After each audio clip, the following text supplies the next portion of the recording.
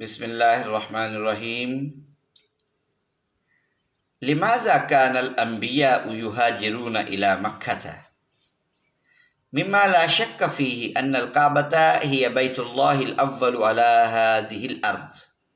وهذا أيضا ثابت من التاريخ أن المسجد الأقصى قد بني بعد مضي مدة 40 سنة لبناء الكعبة كما ورد هذا في الحديث الصحيح المروي عن أبي ذر قال قلت يا رسول الله أي مسجد وضع في الأرض أول؟ قال المسجد الحرام. قال قلت ثم أي؟ قال المسجد الأقصى. قلت كم كان بينهما؟ قال 40 سنة. ثم أينما أدركتك الصلاة بعد فصلي فإن الفضل فيه. رواه البخاري. فتبين بهذا أن في ذلك الوقت لم تكن الكعبة بيت الله الوحيد على جميع الأرض، بل كان هناك بيته الآخر وهو المسجد الأقصى والمناطق المختلفة التي بعث إليهم معظم الأنبياء كانت أقرب إلى القدس من مكة المعظمة. وإضافة إلى هذا كان أكثرهم يسكنون في قرب المسجد الأقصى. وبنو إسرائيل هم أولاد سيدنا يعقوب عليه السلام كانوا أيضا ساكنين في القدس وفي جواره، فكانت هذه المنطقة تسمى أيضا بمنطقة بني إسرائيل. وعندما بعث سيدنا عيسى كان القدس معمورا باليهود، وجاء 1000 نبي من بني إسرائيل من تلك المنطقة التي أذكرك إلى مكة المكرمة. وكان سيدنا شعيب عليه السلام يسكن في مدينة مدائن قرب جبل طور الذي يوجد في وادي سيناء. وعندما غادر سيدنا موسى بلد فرعون مصر ذهب إليه، ثم ترك سيدنا شعيب منطقته وجاء إلى مكة وتوفي هنا ثم دفن في فناء الكعبة. وهكذا بعث سيدنا موسى إلى مصر حيث كان القدس قريبا منه، وهو أيضا كان يأتي إلى مكة لحج بيت الله الحرام. وكذلك سيدنا عيسى عليه السلام كان مولده وموطنه القدس، وكان يعبد الله تعالى في المسجد الأقصى، ولكن جاء إلى مكة لحج بيت الله الحرام. وخلاصة الكلام أن جميع الأنبياء الذين كانوا يبعثون قرب القدس كانوا يأتون إلى مكة المكرمة من مناطقهم، ومنهم من جاء ماشيا وحافيا ومنهم من جاء راكبا. فهنا سؤال يطرح نفسه، وهو لماذا كان هؤلاء الرسل والأنبياء الأجلاء يأتون إلى مكة المكرمة لزيارة بيت الله الحرام بعد قطعهم أسفارا طويلة بدل ذهابهم إلى بيت الله الذي هو أقرب إليهم من مكة وهو المسجد الأقصى؟ فما هي الخاصة أو الفردية التي خصت بكعبة الله أو مكة المكرمة ولم تخص بالمسجد الأقصى؟ إن كان المطلوب من سفرهم طواف بيت الله أو عبادة الله تعالى في بيته فقط، فكانوا يستطيعون أن يقوموا بهذا الأعمال في القدس، فلماذا كانوا يذهبون إلى مكة ويقومون فيها؟ فلماذا كانوا يتمنون للموت والدفن فيها؟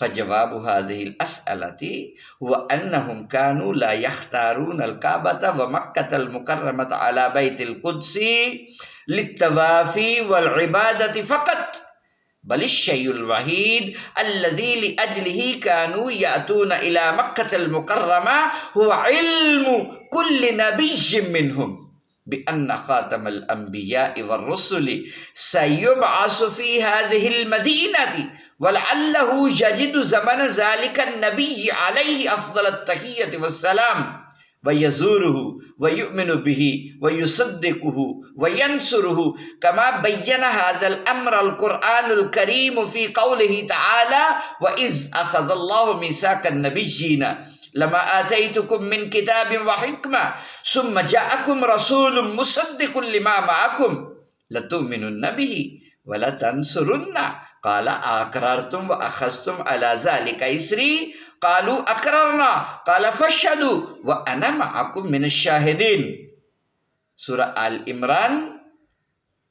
فجمع الله أرواح جميع الأنبياء من آدم إلى عيسى قبل خلق أجسادهم وقال لهم أوتيكم النبوة وأبعثكم إلى خلقي وأوتيكم الكتب والصحائف وأنزل إليكم الوحي وعندما ينتهي زمنكم فيأتي النبي الأخير الذي لأجله خلقت هذا الكون كله يكون مبعثه مكة وكان هذا الشيء مكتوبا في الصحف والكتب السماوية السابقة بأن مولده صلى الله عليه وسلم يكون في مكة ومهاجره يكون إلى بلد النخيل ولهذا كان كل نبي يقول لأمته إنه لو بعث محمد رسول الله صلى الله عليه وسلم في عهدي لتؤمنن به ولتنصرنه.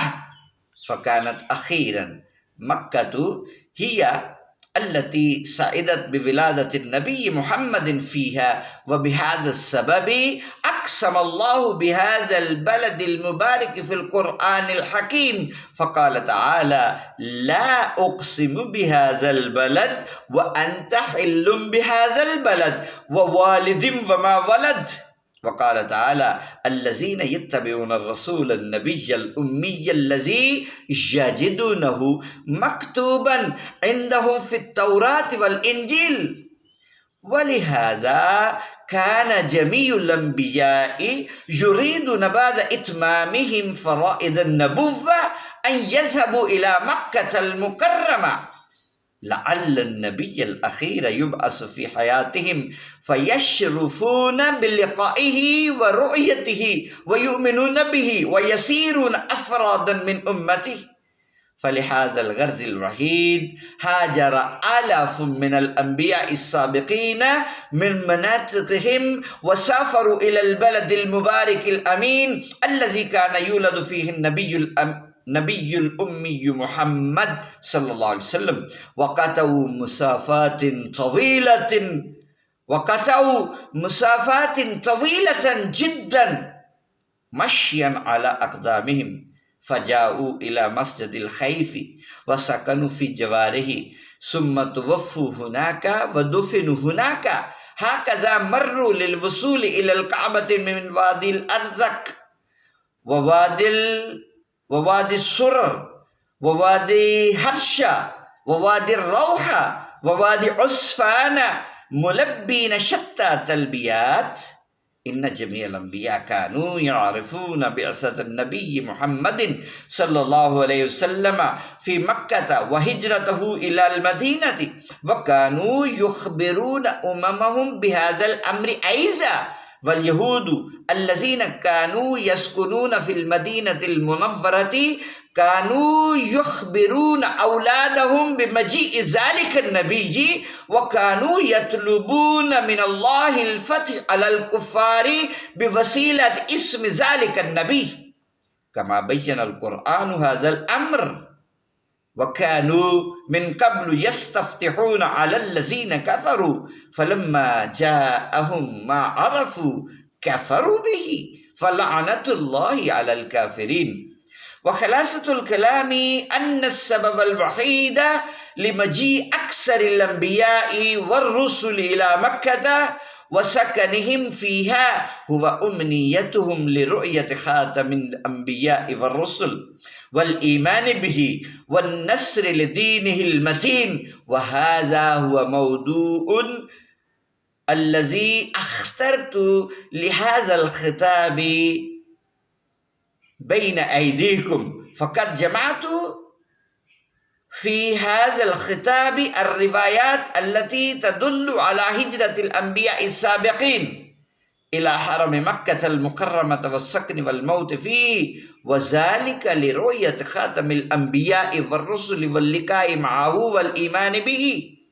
أسأل الله أن يوفقنا للتأدب مع نبينا وأن يجعلنا من أتباعه وأنصاره وأشيائه وأن يرزقنا طاعته أن لا يحرمنا شفاعته وأن يحشرنا معه إنه على كل شيء قدير. اللهم آمين. اللهم آمين.